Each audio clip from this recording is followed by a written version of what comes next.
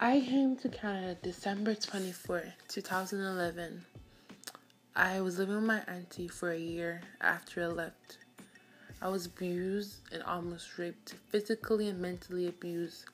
To find out that I didn't have a status and it was hard for me to continue my future and my dream goals. I was stressed out a lot in and out of the hospital. I searched hard.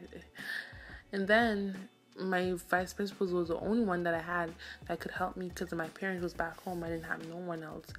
So she did her research. She phoned FCJ, and FCJ has been my family. And as I walk to FCJ, I think about where I was back then and where am I now. I'm happy to be here, and I'm really happy because if it wasn't for FCJ, this wouldn't happen for me. And I want to share my story because I'm a challenger. I challenge with mental health. And it's hard for me to say that I need help. And I'm crying out right now.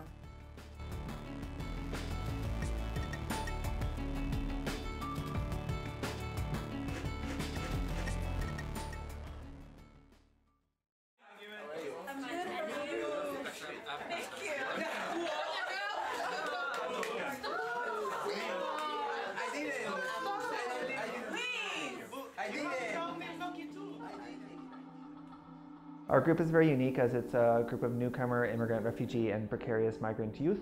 And so the group welcomes anyone regardless of any factor of their identity, including immigration status, sexual identity, gender identity, experiences with violence, experiences with authority, or anything else that you could think of.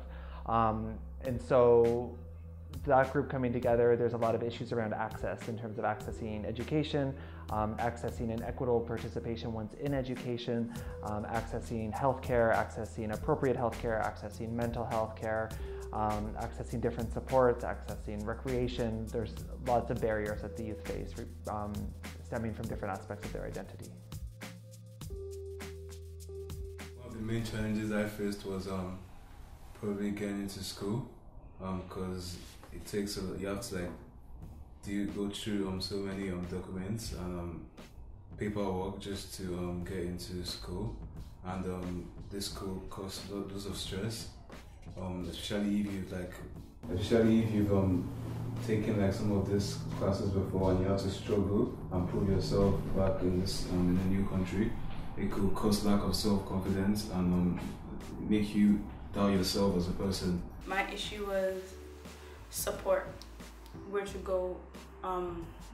Coming here without no family, you don't really know anybody, you don't know what to ask, where to go for anything. Going to school wasn't really a problem for me, but knowing that I'm gonna come home to a bunch of strangers that I met a couple months ago who don't know me at all and don't know what I'm all about, and don't know one day if they're gonna give up on you and say go or do whatever you want.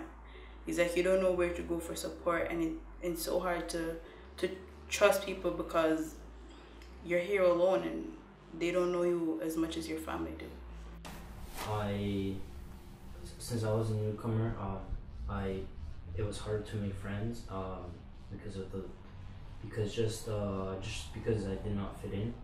Not because I did want to fit in, but you kind of needed to just to find friends and see.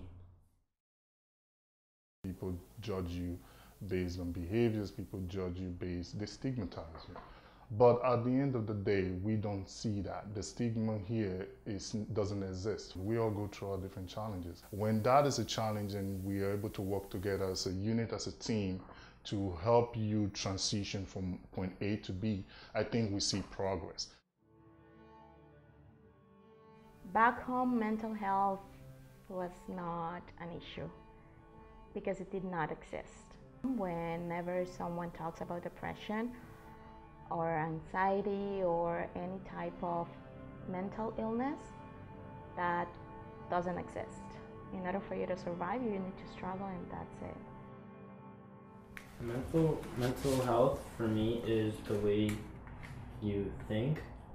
It's the way of your thinking is distorted and nothing can process through your brain properly. When I think of the words mental health, I think as it as just someone who's really crazy.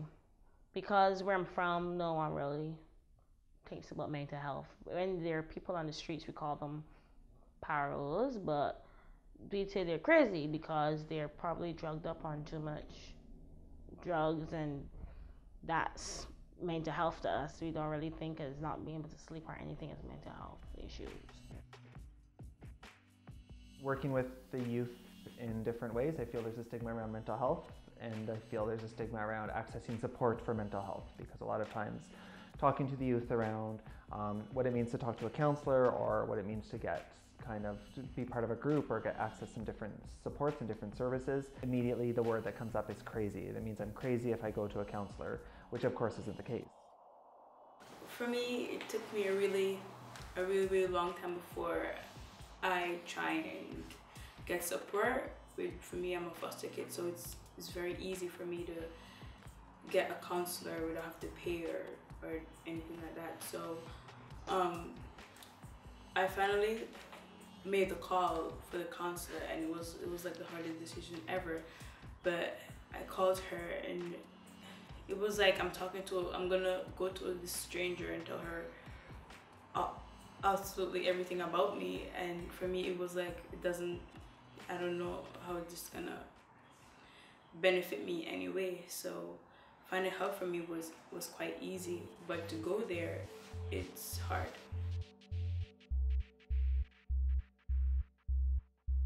My first experience with speaking to my counselor, her name is Amy, I was very scared because I have never in my life gone to someone to talk about issues I'm facing.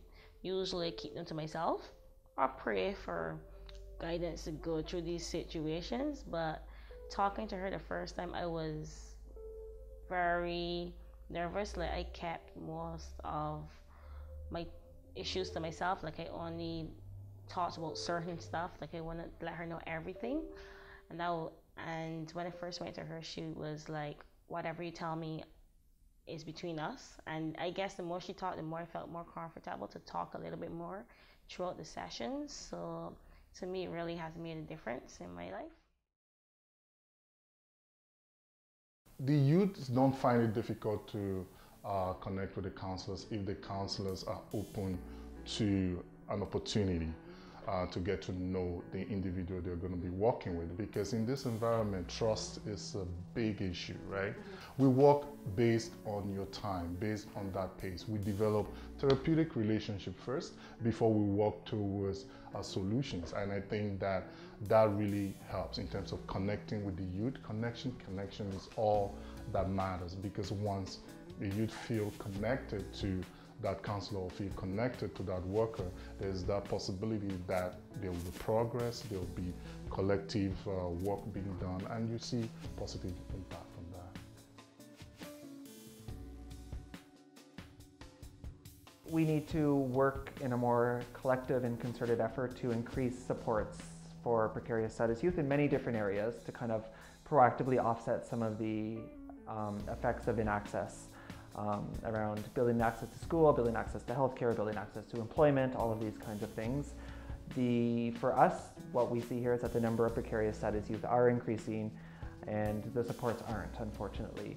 And what that means for a lot of youth is that the very few counselors that will see a youth without status, regardless of the waiting list or whatever, means that that youth doesn't have a choice. So if it doesn't click with that counselor, there's no other choice, and the youth might feel that they have to stay with a counselor instead of being able to shop around a little bit and have some of that luxury that citizens or permanent residents have. And so that's kind of doing a disservice for people's mental health and mental health state. And so it's not really looking at it from a holistic model and really meeting the youth where they're at, which is something we should all work to do together.